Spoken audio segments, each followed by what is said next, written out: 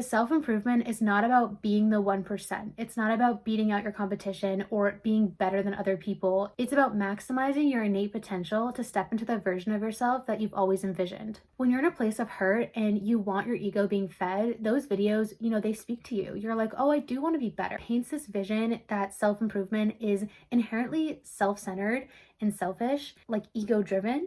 And that is so far from the truth, because actual real self-improvement and like growing with yourself is such a beautiful and fulfilling journey that has nothing to do with other people. It is not about competing with other people or comparing yourself or getting validation or hyping up your ego. It is a deeply rooted foundational growth within yourself that ends up giving back to the world and providing more value to people. Now, this whole idea of a 1% always bugged me, because I truly believe that everyone has innate potential, that one person's success does not take away from someone else's. If one person is extremely successful, it proves to you that you can also be that successful in your own way, because on our own destined trajectory, we have no competition. There is no competition for your own potential, because it's so uniquely tailored to you as a person, your own passions, your own beliefs, your own experiences, your own values. And when we start focusing on comparing to other people and trying to be better than other people, it distracts us from our actual innate potential that we hold. Where when you see someone that has reached their own fulfillment within their own potential, it is just a sign that you can do the same thing as well. Everyone in life is dealt different cards. We have different advantages, different disadvantages, different insecurities, different talents, different innate abilities, different random obstacles that we have to overcome. And the thing is that because we're all dealt such different and unique cards, our journey to success is going to be inherently so different.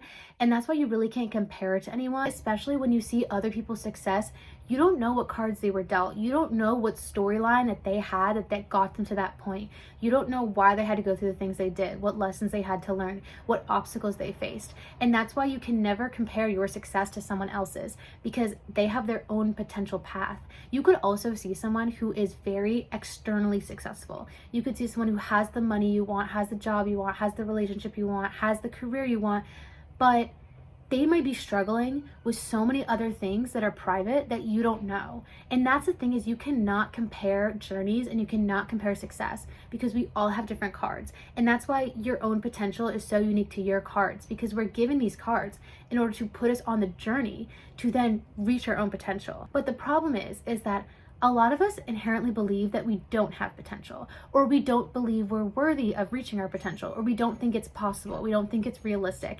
And a lot of these limiting beliefs hold us back so much. Because I'm walking through the world where I've gone through this journey of, pushing back my fears and limiting beliefs and going after my potential, I can see it in everyone around me. I will see people in my life who I see so much love and passion and talent in, wisdom and potential that they have. You can have all this potential, but a lot of it comes down to your mindset in believing that you actually have potential within yourself. I want you to think about the highest version of success for yourself. Now take away all the limiting beliefs. If money wasn't a thing, if time wasn't a thing, if you had no obstacles in your life, what would be the highest version of your success? What would you think about during your day? What actions would you take? What values would you have? What behaviors would you do? What would your day look like? Now think about all of that and really feel it, and think about like who you'd be stepping into in this way. Like, what are those visions that you have that you actually can see yourself in, and now actually believe that that's possible. Because the thing is that yes, there's going to be obstacles, and the journey there is not going to be pretty, but you have that vision because you have that potential within yourself. I've always dreamed of being self-employed. I believe that my highest potential is being a self-employed creative who is very expressive and has creative freedom to do multiple projects and impact people around the world. I'm currently editing my debut novel towards publication. I'm a book editor who I help writers express their visions.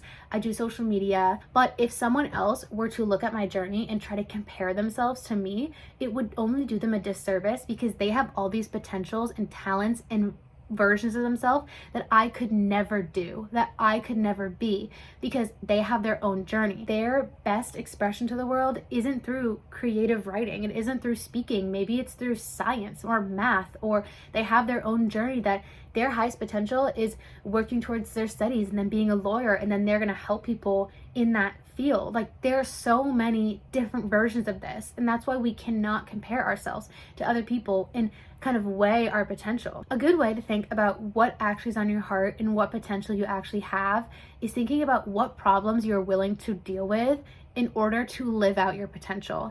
There are a lot of problems that come with the lifestyle that I'm choosing. There's a lot of instability or unpredictability. There's a lot of what ifs. There's a lot of putting yourself out there and being exposed and being vulnerable. I mean, I just sent my book to my editor and I really felt nervous about it because you're exposing a lot of yourself when you put art out there and it never feels perfect.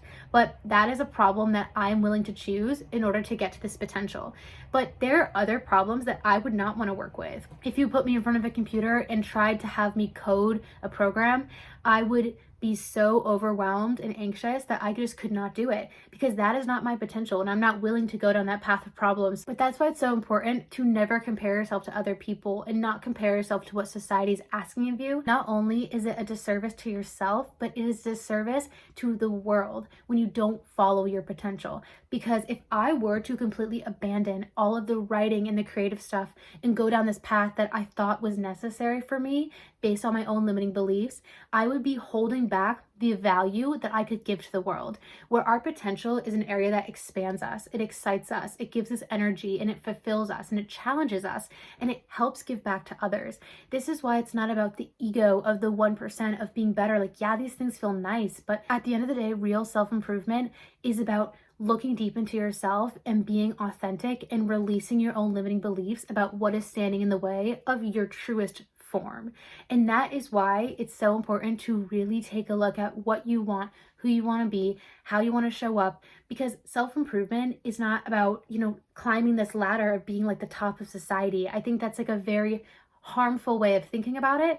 It is about taking away all the things that are blocking you from being your highest version. Because I don't have this scarcity mindset that only some people can be improved, that only some people can grow. That I truly believe that if everyone went on the journey of true self-discovery and self-improvement and really looked deep into who they were and followed their own potential, that we would all have so much more abundance and value within society.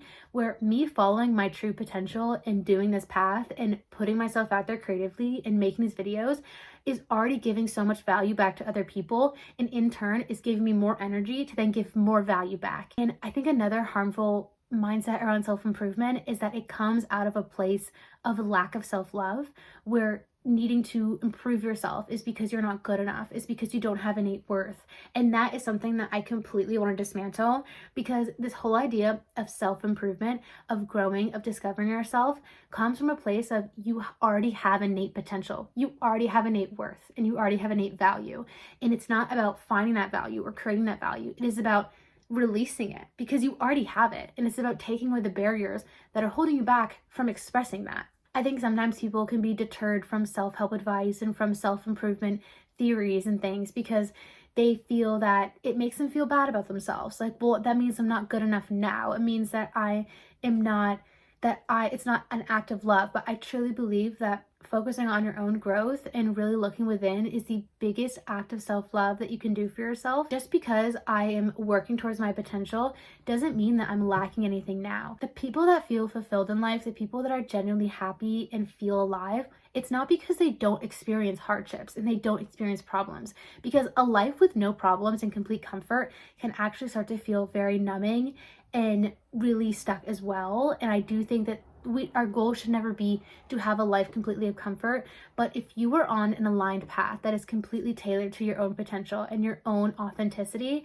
then the problems in life are still going to feel fulfilling. I could be given the most cushy job in the world. I could be given the easiest job with the biggest pay, with the biggest house, with all the things that materially society would deem successful, that society would deem the top 1%, right? I could live that life and I would not be happy. There would be an itch in my brain that this is not my authentic path. This is not my actual potential, and I am not being honest with myself about what actually is going to fulfill me. Being this 1%, being better than others, it boosts your ego, but at the end of the day, do you feel fulfilled? Self-improvement is not a pyramid where only certain people can succeed. It is an individual journey which everyone is on, and collectively we are rising together as a society and as people, where when you improve yourself and when you work on yourself, you are able to pour back into other people and help them grow. There's this idea that the top is lonely, and that makes me so sad because as I'm on my path of growing and finding my own authenticity and building myself up, I want to take everyone with me, where I truly believe that if I can do it, you can too, and other people can too. So when you're in this mindset, I always want to give back and help and give other people the wisdom that I didn't know at the time. When I'm acting at my full potential, I can give back so much more to the world. So if other people are also at their full potential, they can give back too. Think about all the people that hurt people. This concept of hurt people, where people who are not living in their authenticity and they have not really gone down the path of fulfillment and they're not honest with themselves and they haven't worked on themselves, they actively hurt people. So going on this journey of self-improvement is not only the biggest gift to yourself, but it is the biggest gift to the world, because self-improvement is not selfish.